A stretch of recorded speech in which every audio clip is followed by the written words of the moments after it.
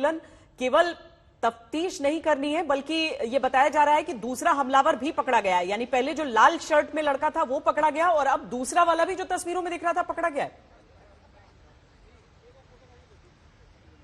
जी जी बिल्कुल।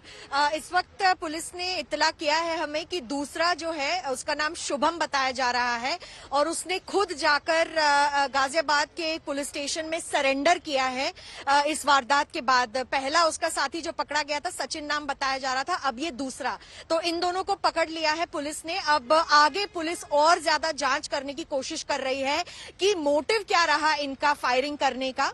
और जिस तरीके से आप भी ओवैसी के बयान पे अभी कह रही थी कि वो कहीं ना कहीं तार जोड़ने की कोशिश कर रहे हैं, ऐसी इन्वेस्टिगेशन अब पुलिस भी करने की कोशिश करेगी, क्योंकि दोनों जो पकड़े गए हैं यहाँ आसपास के ही हैं। एक नोएडा के, दूसरे वाले ने नजदीकी पुलिस स्टेशन में अभी खुद सरेंडर किया है पुलिस को। और इसके अलावा श्वेता, इलेक्शन कमीशन को भी ओवैसी ने कहा था कि हम कंप्लेन करेंगे और हम चाहेंगे कि वो प्रोब करें। तो फिलहाल उत्तर प्रदेश पुलिस यहाँ पर एक रिपोर्ट भी तैयार करेगी जो सीधा सीधा पूरी वारदात के बारे में उत्तर प्रदेश में जो हुआ है उसको जाकर इलेक्शन कमीशन को भी देगी। तो चुनाव आयोग को भी एक रिपोर्ट सबमिट की जाएगी, उस पर भी अभी काम शुरू हो चुका है। अजीब सी बात है ये, अरविंद ओझा भी हमारे साथ जुड़े हैं। अरविंद, अजीब सी बात है कि जिस तरीके से एक टोल प्लाजा के पास पुलिस की मौजूदगी जरूर रहती है, कम से कम कुछ संख्या में, दो लड़कों को पकड़ा तो गया, लेकिन एक जो वहां पर इसीलिए दबोचा गया क्योंकि उसे गाड़ी से टक्कर मारकर गिराया गया, दूसरा लड़का खुद जाकर सरेंडर कर रहा है। क्या जानकारियां पुलिस अपनी तरफ से दे रही है? अभी भी वो हवाई फायरिंग को ही मेंटेन करना चाहते हैं या कम से कम तस्वीरों को देखने के बाद अब अपने रुख को और अपनी इन्वेस्टिगेशन को बदल रहे हैं? नहीं, देखिए, जो ये सीसीटीवी सामने आया है ये इसने काफी कुछ खुलासा कर दिया है श्वेता। और तस्वीरों में दिख रहा है कि बकायदा जो दोनों आरोपी हैं शुभम और सचिन, वो फायरिंग करते हुए दिखाई दे रहे हैं और गाड़ियों के इर्द गिर्द दिखाई दे रहे हैं। जो दूसरा आरोपी है उसने सरेंडर कर दिया है, शुभम। दोनों से खुद जो आईजी मेरठ रेंज है प्रवीण कुमार, वो दोनों से पूछताछ कर रहे हैं और जानने की कोशिश कर रहे हैं कि आखिर वजह क्या है। लेकिन आपने ठीक कहा कि जो पहला आरोपी है वो भी भागने में फरार हो जाता, लेकिन उसे कार से टक्कर मारी गई है, जिसके बाद उसकी बाइक डिसबैलेंस हुई है। उसके बाद उसे पकड़ा गया था। दूसरा आरोपी उसने सरेंडर कर दिया है। गोली क्यों चलाई, किस लिए चलाई, इस बारे में भी जानकारी नहीं शेयर की जा रही है, क्योंकि दोनों ही आरोपियों से जो आईजी है वो खुद पूछताछ कर रहे हैं मौके पर। किस तरह की चीजों पर पुलिस विचार कर रही है अरविंद? क्योंकि दो चीजें हैं। देखिए, एक तो हवाई फायरिंग नहीं है, सीधे निशाना साधा गया है, लेकिन गाड़ी के बिल्कुल बगल में खड़े होके दो लड़के इस तरीके से निशाना साध रहे हैं, लेकिन गाड़ी के निचले हिस्से को ही गोलियों से अपनी छलनी करते हैं। यानी क्या एक डराने की कोशिश ज्यादा दिख रही है? क्या दिख रहा है? ये बहुत असमंजस में डालने वाला वाकया है पूरा। जी बिल्कुल, देखिए, और शायद यही वजह है कि मोटिव क्या है, दोनों आरोपियों ने फायरिंग क्यों की। और अगर आप देखेंगे तो जो कार का गेट वाला हिस्सा है वहीं पर गोली लगी है, तो किस लिए फायरिंग की। और आपको बता दूं कि आईजी ने बकायदा इस बात के कंफर्म किया था, जो काफिला है उसके इर्द गिर्द ही ये दोनों बाइक पे जो दो हमलावर थे वो दिखाई दिए थे और सीसीटीवी में भी दिखाई दिए थे। टोल प्लाजा पर ये हमला हुआ, ये अपने आप में हैरान करने वाला है। बहुत मुमकिन है कि टोल प्लाजा पर गाड़ियां रुकती हैं, इस वजह से ये हमला किया गया हो। लेकिन मोटिव क्या है, किस मकसद से इस हमले को अंजाम दिया गया, ये वो तफ्तीश का विषय है। और शायद यही वजह है कि जो दोनों आरोपी हैं, दोनों आरोपियों से पूछताछ की जा रही है। कुछ उन्होंने खुलासे भी किए हैं जिसको वेरीफाई किया जा रहा है, क्योंकि अमूमन इस तरह के वारदातों में जो आरोपी हैं वो गुमराह करने की भी कोशिश करते हैं। लेकिन कम से कम जो सीसीटीवी सामने आया श्वेता, वो काफी कुछ साफ करता है कि दोनों जो आरोपी हैं उन्होंने बकायदा बाइक से उतरकर और गाड़ी के पास जाकर फायरिंग किए। हालांकि गेट के निचले हिस्से में लगा है। किसी राहत की बात यही कि किसी को गोली नहीं लगी है।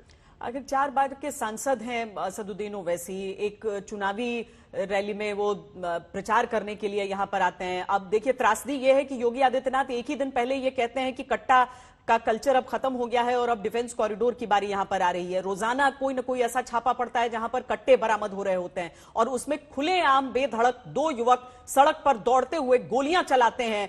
पुलिस ये तो मान रही है कि अवैध हथियार उनके पास था, लेकिन कैसे था, कैसे इतने बेखौफ हो गए कि दौड़ लगा रहे हैं इस तरह से? ये तो सरकार के लिए भी एक बहुत बड़ा सवाल हो जाएगा कि कानून व्यवस्था जिसको एक सर्टिफिकेट के तौर पर लहराया जा रहा है सरकार द्वारा, वाकई उसकी स्थिति है क्या जमीन पर?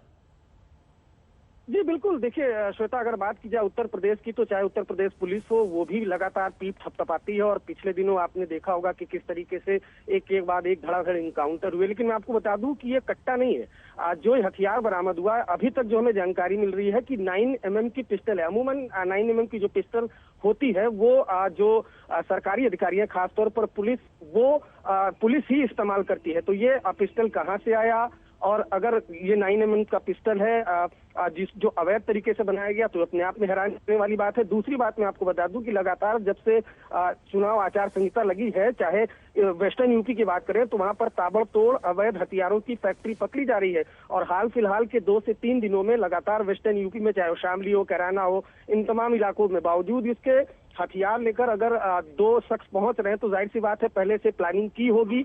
अगर ये कोई एक्सीडेंटल फायरिंग नहीं, और जिस तरह से सीसीटीवी में दिखाई दे रहा, तो जाहिर सी बात है प्लानिंग की गई होगी इन दोनों लड़कों के द्वारा। और तभी वहां पर पहुंचकर अगर आप देखेंगे सीसीटीवी में, तो बाकायदा फायरिंग करते हुए दिखाई दे रहे हैं शुभम और सचिन। लेकिन सवाल यही है फायरिंग किस लिए की, और शायद यही वजह है कि खुद आईजी प्रवीण कुमार, जिनसे आज तक ने बात भी की है, उनका कहना है कि हम लगातार उनसे पूछताछ कर रहे हैं। कुछ उन्होंने बयान दिया है जिनको हम वेरीफाइड करेंगे, उसके बाद ही मोटिव क्या है, किस मकसद से फायरिंग की गई, इस बात का खुलासा करेंगे। मिलन, पहले दौर का चुनाव बहुत नजदीक है और इसी क्षेत्र में ये चुनाव होना है। पुलिस की वैसे तो दबिश बहुत रहती है, हर गाड़ी को, यहां तक कि हमारी मीडिया की अगर स्टिकर लगी गाड़ी होती है उसको भी रुककर तलाशी होती है बाकायदा, और ये नॉर्मल सी चीजें, अच्छी चीजें होना चाहिए। ऐसे में ये एक लड़का, दो लड़के अपना हथियार लेकर पीछा करते हुए आ भी जाते हैं वारदात करके, उनमें से एक जाकर खुद सरेंडर भी कर देता है। ये क्या वहां पर मौजूदगी नहीं रही पुलिस बलों की किसी भी तरह से? क्योंकि टोल प्लाजा के नजदीक तो आमतौर पर गाड़ियां खड़ी रहती हैं 1-2।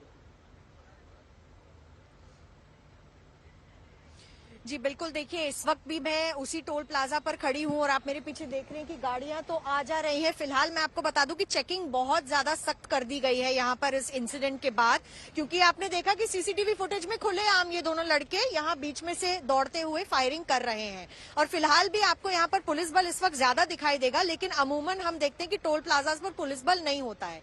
इसीलिए ओवैसी कह रहे हैं, बार बार वो कह रहे हैं कि एक वेल प्लान्ड लग रहा है उनको भी, पर इसकी जांच पड़ताल पुलिस अब करेगी। क्योंकि जब 9mm के पिस्टल से आप शूट कर रहे हैं और आपने खिड़कियों पे जो विंडोज हैं कार की, उस पर शूट नहीं किया, आपने नीचे शूट किया, तो आपका मोटिव और इंटेंशन क्या रहा? और जब रूट प्लान नहीं है, अगर अमूमन किसी नेता का रूट प्लान नहीं होता है इस तरीके से, लास्ट मोमेंट पर चेंजेस भी होते हैं श्वेता, तो उन्हें कैसे पता था कि गाड़ी किस वक्त इस टोल प्लाजा पर आएगी और क्या वो यहीं पर उस वारदात को अंजाम देना चाह रहे थे? ये सारी सवालों के जवाब अब जो है पुलिस, यहाँ पर प्रशासन, हापुड़ पुलिस और उत्तर प्रदेश की पुलिस ढूंढ रही है। लेकिन ये बहुत बड़ा सवाल है लॉ एंड ऑर्डर के ऊपर, क्योंकि अमूमन हम भी इसी रूट से ट्रैवल करते हैं। आम नागरिक के लिए भी एक परेशानी का जो है सबब बन जाता है। और अपनी तरफ से भी देखना ये होगा कि अब उत्तर प्रदेश पुलिस का जवाब क्या होगा चुनाव आयोग क्यों, क्योंकि चुनाव आयोग ने भी इस पर रिपोर्ट मांगी है, तो उसमें वो क्या लिख कर देंगे। क्योंकि अभी कैंपेनिंग हो रही है और पहला फेज की जो वोटिंग है वो 10 फरवरी को होने वाली है। तो इस बीच काफी बड़े नेता, अब कल भी पश्चिमी उत्तर प्रदेश में अमित शाह से लेके हर नेता यहाँ पर कैंपेन करेंगे, तो कैसा रहेगा यहाँ पर जो है लॉ एंड ऑर्डर सिचुएशन और सिक्योरिटी, इस पर बहुत ध्यान देने की सुरक्षा में कोई नेता मूव भी नहीं कर रहा है, तो उस तरह से इस तरह की चीजें बहुत सारे सवाल उठाती हैं। और वाकई जो निशाना साधा गया है वो अपने आप में बहुत ज्यादा संदिग्ध है। बहुत शुक्रिया आपका मिलन, और साथी अरविंद, आपका भी बहुत शुक्रिया।